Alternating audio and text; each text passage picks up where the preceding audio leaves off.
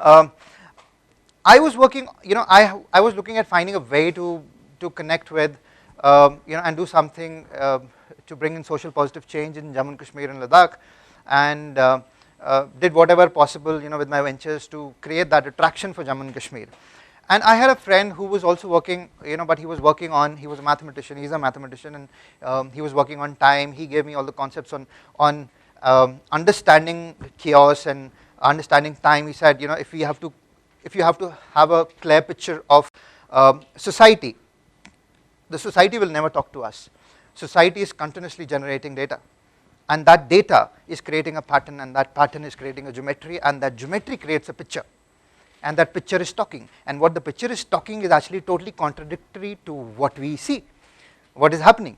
So he got me hooked on to a few concepts to understand time, that time exists in multiple layers, and there are multiple shots that you need to understand in infinite layers to understand and get the real picture of the society. How would you know that the society is under depression, or how would you know that the society is happy? That can only be done through data and the signatures that people leave, and the trend analysis. What we figured out was that there was divergence. There was disagreement in society, and this disagreement was important for anything to grow. You will always find, I always put it this way, that if there is, if I like color blue, and everyone likes color blue, then suddenly there's a point where you realize that blue vanishes, this cloth vanishes, because it is over exhausted.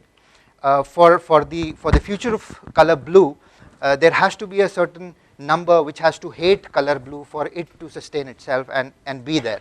So there has to be a disagreement, there has to be a rejection for a concept for it to survive. So that disagreement is very important for coexisting.